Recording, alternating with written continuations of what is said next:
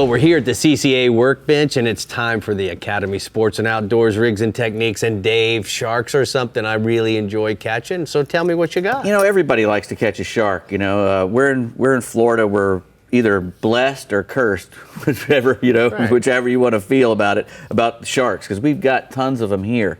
And with the good hot water that we have and a lot of abundance of fish, that's why we have a lot of sharks. And a good, healthy ecosystem has a bunch of everything. It has a bunch of sharks and it has a bunch of reef fish, and you can't have one without the other, because they just don't work that way. But we when it comes down to catching a shark, a shark is pretty much a swimming sensor. He's got great eyesight. For one, he's a predator, so he's got great eyesight, and he's got a really strong vibration sense. He can pick up vibrations in the water. Any prey fish that we hook, and starts to vibrate, that sound, that low frequency white vibration noise, they are tuned to that. Any kind of prey noises, and their scent is fantastic. They can smell infinitesimal pieces of blood in millions of parts of water and can turn and go to that source. And a unique sense that they have is they can detect electrical impulses in fish or any animal, and that's why sometimes they'll be chewing on your boat, on the metal of your boat, because it's emitting electricity, right. and they can feel that. They have these little pits in their snout and along the front of their nose, and even some alongside their bodies, that are filled with a little gel, and they can detect vibrations and electricity. Cool. So they are just amazing animals, and when we want to get them come to us, chum obviously is one of the biggest things. If you put blood in the water, if you put fish scent in the water, the fish will come. Barracuda is a great, or ladyfish, bonitas, all those are really great, but a barracuda, for some reason, sharks love a barracuda. And if you can fillet up a barracuda and hang it over the side of the boat, you're going to get a shark coming to you.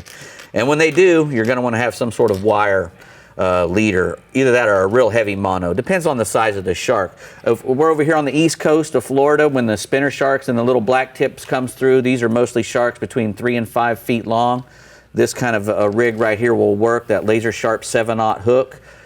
We like to use a circle hook for a couple of reasons. One, it gets in the corner of the mouth and keeps all your leader out of the shark's mouth. Correct. So if you're using like a 100-pound mono or 200-pound mono, you can get away with it a lot of times, because you're using a circle hook that will find that corner, and all your leader stays out of the way. Now, and if you're catching, a lot of sharks will spin on the leader. So you want to make sure you have a long enough leader and a good swivel, a good heavy swivel that will spin, a ball bearing swivel, not a barrel swivel, right? A ball bearing swivel, because a barrel swivel doesn't twist under load. And when you have a shark spinning around, and you gotta use a leader, heavy leader, right? Because they wrap up. They wrap up, and it gets along their body. Right, and a shark's skin is very, very rough. Right. They have things called dermal denticles, which means skin teeth. Literally, they can taste something just by rubbing against it, and then know if it's good to eat or not. Mm-hmm. I mean, they're an amazing animal. So but if you're going to be out fishing for sharks, you don't have to go completely overboard when the sharks are under 6 feet long. But when they start getting really big, 8 or 10 feet long, you're going to want to use some cable instead of just a single strand of line. And that's like 250-pound cable that comes on a shark rig that you can get anywhere, right. And a regular 7/0 hook. And you can put in as much weight as you want in front of this swivel. You can actually, have some sort of snap on here, or even just a piece of mono that you can hang a 4 ounce or whatever to keep it on the bottom, if that's what you're doing. It's long, so that when he wraps up, this is 9 feet, so he can make a few spins and still not get caught up in that. Dave, you're using big words well beyond my vocabulary. Yeah, what's that? Does that come with those Costa intellectual glasses? Yeah, that's my glasses. I put my glasses on. Makes me look smarter. But yeah, you know, and also this one here, I've got here a piece of twisted wire. Like if I'm using this number 9, it breaks at 104 pounds, which is pretty heavy.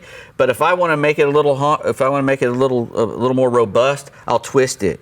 And this is just twisted number 9 wire, which makes it 200-pound test. Yeah. And you it's got really 2 strands. Exactly, and so it's really quick to do. Because sometimes they'll roll and they'll kink it. Right. And then that'll break. You go, how did he break the wire? Yeah, exactly. It's just that he rolled and kinked it. Now, you can also use this Surfline coated wire.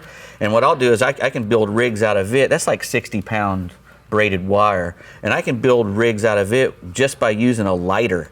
You know, I'll get I can twist this up and put a lighter on it and melt that coating on there, and this stuff will not break. I mean, I've put it on doors and whatnot, trying to break it off, thinking that can't hold. But that Surfline, that little plastic coating, and if you make about 6 or 7 wraps and then you put that lighter over it, it holds hard. And you can make as long as leader or short as leader as you want with that Surfline. And it even works for the big stuff. This is like 250. You know, you can use it, you do the same thing with it. Actually, you just have to use, here's one right here actually. You just have to use a lot more, you can use a torch. And you can, torch? Yeah, you can use a torch and hit that Surfline and make a loop.